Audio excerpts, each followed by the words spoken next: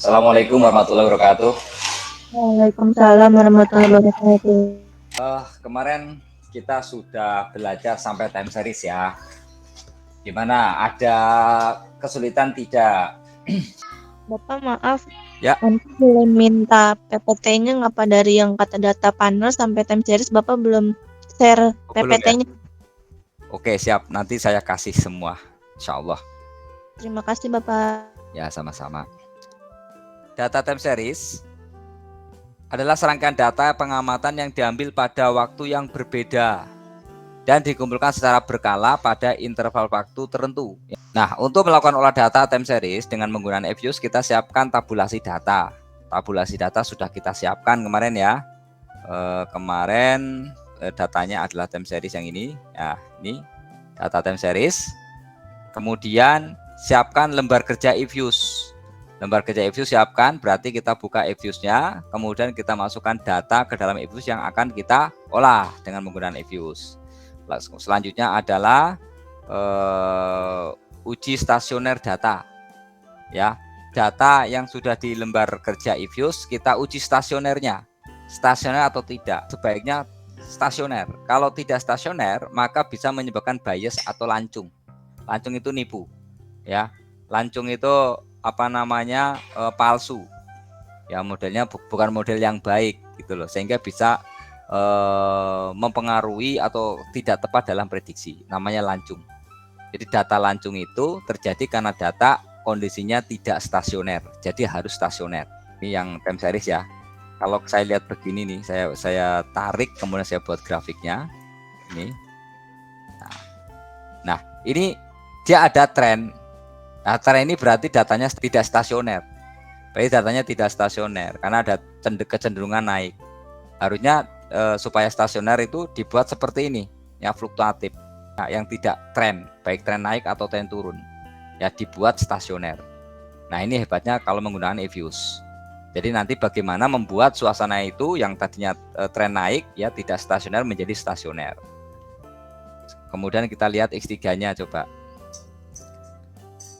Ini kalau kita lihat, nah seperti ini. Nah, ini kan cenderung naik nih. Kalau kita garis lurus begini kan cenderung naik ya. Nah, ini namanya tidak stasioner.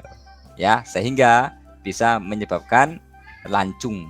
Nah, ini adalah data penelitian dari tahun Januari 2015 sampai dengan Desember 2020. Ya, berapa tahun ini? Dari 2015 sampai 2020 tiap bulan atau monthly. Ya, monthly. Di mana X1 ini adalah jumlah uang beredar, kemudian X2 adalah nilai tukar rupiah, kemudian X3 adalah harga emas, dan Y ini adalah harga indeks saham syariah ya, Indonesia. Ya, ini kalau tidak salah ini adalah data penelitiannya mahasiswa ya. Data penelitian mahasiswa waktu itu saya minta ya, saya simpan untuk untuk pelatihan ya, seperti itu. Jadi Y ini variabel Y, ini variabel X1, X2, X3. Kalau dibuat model penelitian seperti ini nih. Nah, ya. Dibuat penelitian model penelitian seperti ini nih. Nah, ini X1, X2, X3 ya, Y seperti ini. Kalau dibuat seperti ini nih. Nah, ya. Nah, seperti ini ya. Jadi regresi berganda adalah hubungan pengaruh antara variabel independen terhadap variabel dependen, di mana variabel independennya lebih dari satu. Nah, ini kan lebih dari satu nih. Namanya regresi berganda. Kalau variabel independen cuma satu, namanya regresi sederhana. Seperti itu ya. Ini X1, X2, X3, dan Y. Artinya X1 berpengaruh terhadap Y, X2 diduga berpengaruh terhadap variabel Y, X3 diduga berpengaruh terhadap variabel Y. Sampai segini ada pertanyaan? Lanjut? Belum ada Pak. Oke, lanjut ya. Kalau ada pertanyaan tanya aja, langsung potong aja penjelasan saya. Oke, kita buka Fuse-nya. Nah, ini kita buka Fuse-nya. Kemudian create a new Fuse work file. Di sini ada unstructured berarti untuk cross section, kalau regular frekuensi untuk time series, data panel untuk data panel. Kita pakai regular frekuensi. Klik ya. Selanjutnya kita lihat jenis datanya ini adalah bulanan, Januari 2015, Maret 2015. Ya, kita ketik saja sini ya, Januari ya, pakai bahasa Inggris 2015, kemudian sampai apa nih? Desember 2020 ya. Desember 2020. Berarti ini bukan annual ya. Kalau annual tahunan, berarti kita buat monthly. Nah, seperti itu. Jadi ini menyesuaikan jenis datanya. Selanjutnya klik OK. Lembar kerja review sudah tersedia, ini foldernya. Kemudian kita pindahkan ya data ini, data time series ini ke lembar kerja reviews ya. Caranya pilih quicks, kemudian empty group. Nah, seperti ini ya. Seperti ini. Ini data akan dipindahkan ke sini. Selanjutnya biar kita tidak terkecoh ya. Ini naikin ke atas, kemudian ini pentokin. Nah, sehingga tidak terkecoh naruhnya di sini, tidak. Kalau udah jelas ini kan kita bisa naruh datanya dengan tepat ya. Yuk kita masuk ke Excel, kemudian kita pindahkan ini variabel X1, X2, X3 dan Y. Kita copy ya. Kemudian sudah di blok, klik kanan, copy ya, kemudian masukkan ke dalam lembar kerja reviews ya, di sini klik kanan, kemudian paste. Nah, ini sudah ya, sudah. Lihat di sini ya, semuanya centang. Karena apa? Karena kebacanya adalah numerik ya, angka gitu loh, bilangan, bukan huruf, bukan ABC. Tanya Pak. Ya, silakan. Ini aku kan masukin data ya Pak dari Ya. yang di pada, tapi yang untuk konstan yang variabelnya itu di sampingnya itu bukan yang tanda grafik itu pasti ada tulisan ABC, itu kenapa ya Pak? Oh, kemungkinan di datamu itu ada kebaca huruf ya, bukan kebaca angka. Di data ini coba dicek lagi nih, kemungkinan ada huruf. Baik, Pak. Ya, misalnya 5, nah, kan mirip dengan S gitu loh, kemungkinan gitu. Atau 0 ini tapi dalam ketikan O, kemungkinan ya, dicari aja. Yang jelas itu tidak kedeteksi sebagai numerik. Ada yang tidak kedeteksi sebagai numerik.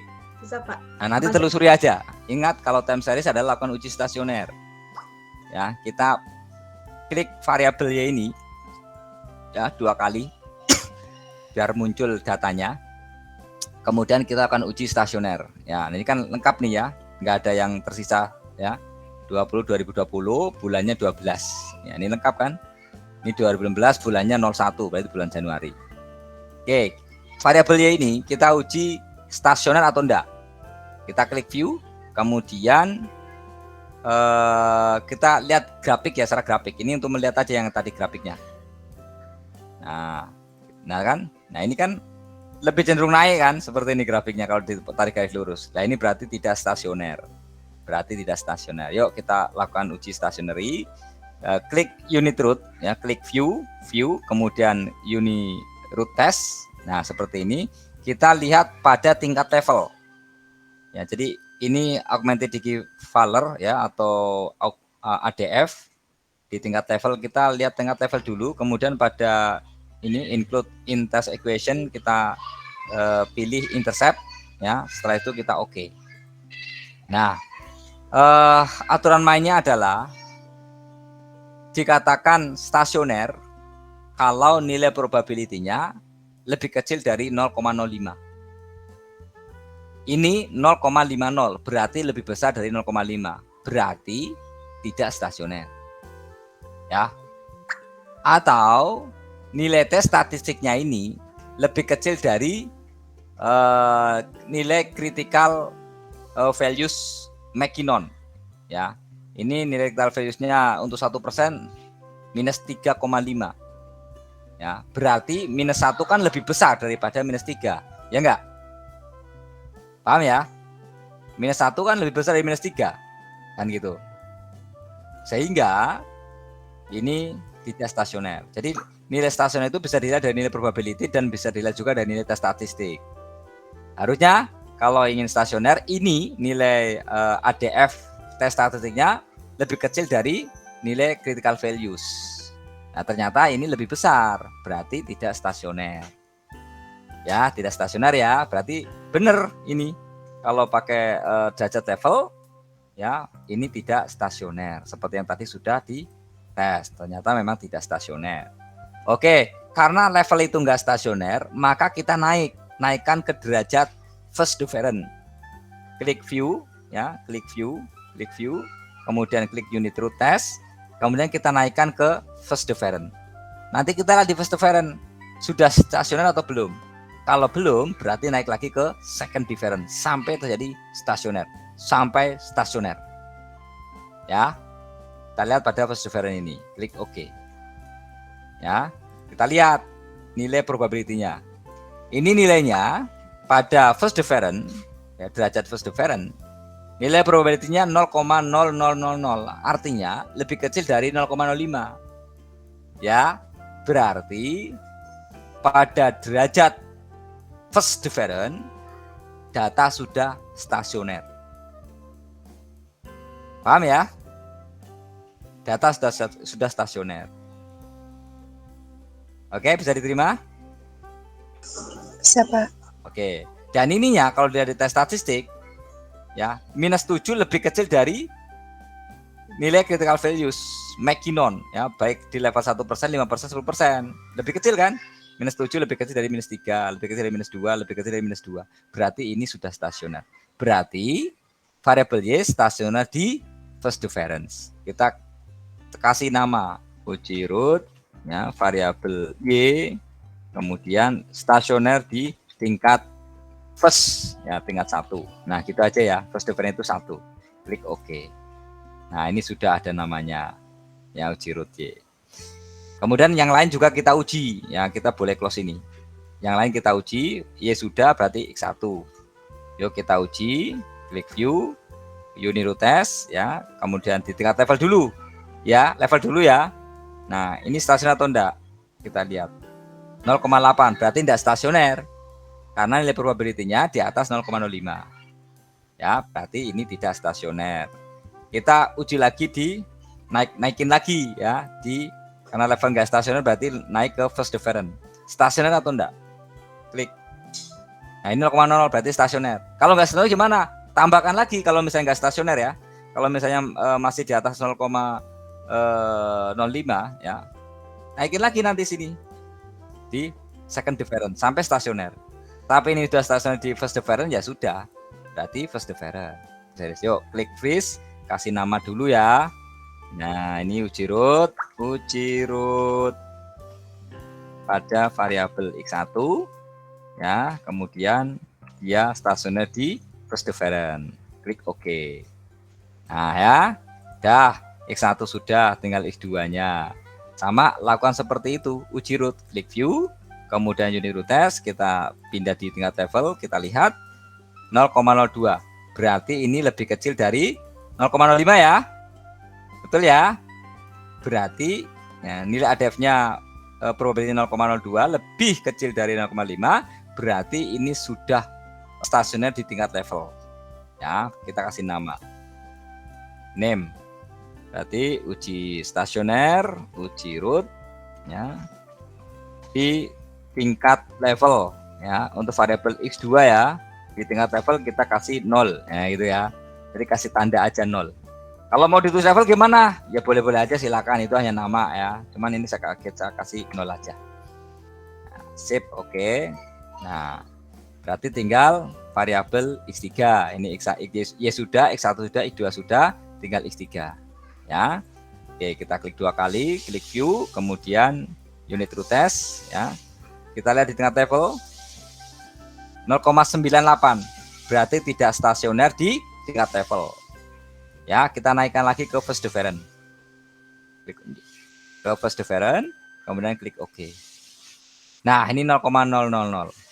Berarti stasioner di tingkat difference. Oke, kita kasih nama. Ya. Uji root variabel X1 di tingkat first difference. Ya, betul ya, first difference tadi ya. Oke, klik OK. Loh, kenapa ini? Oh, X3 nama, Pak. ya namanya keliru ya. Oke. Uji root X berapa? 3 ya. Di perseverance. Nah, seperti itu. Klik OK. Nah, ini sudah. Berarti kita sudah melakukan uji root ya, stasioner yang Y di first difference, yang X1 di first difference, di X2 di level, tingkat level, sedangkan X3 di first difference. Nah, ketentuannya seperti ini. Model regresi biasa dipilih jika semua variabel stasioner pada tingkat level, maka gunakan model regresi. Ya, jadi kalau stasioner di tingkat level, maka gunakan model regresi biasa. Nah, ini stasionernya ya beraneka ragam ya. Yang level cuma X2 saja. Sedangkan yang lainnya di first difference, first difference, first difference. Maka kita cocokkan modelnya. Nah, kita cocokkan. Model regresi difference.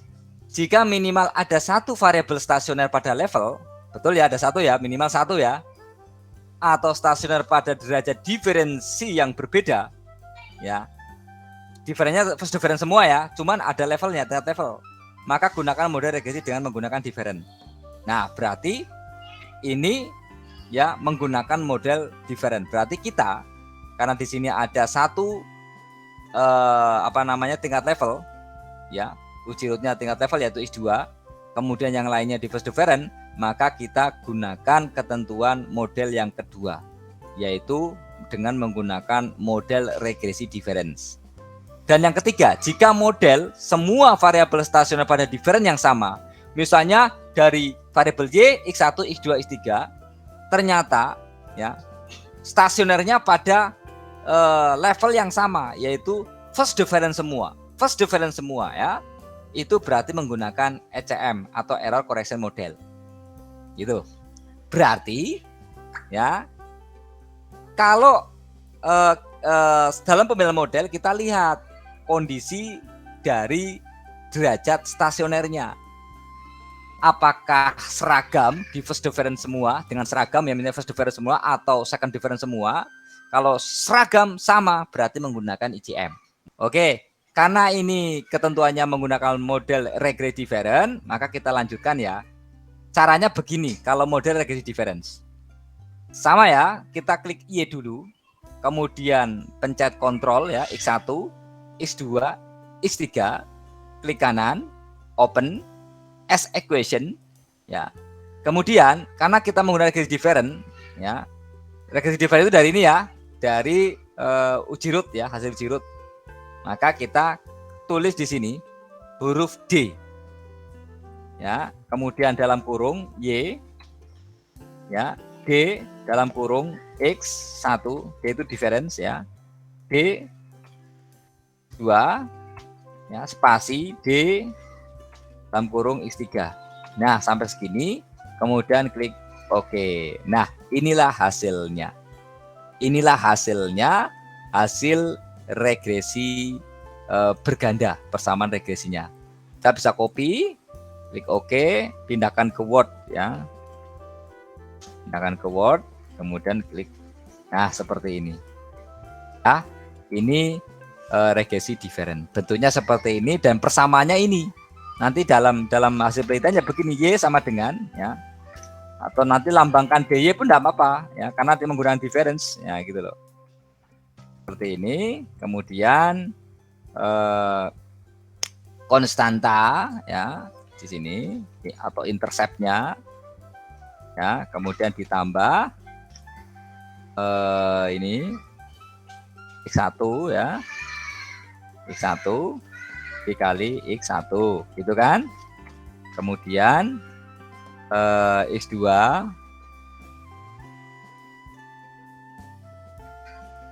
kali X2, kemudian 3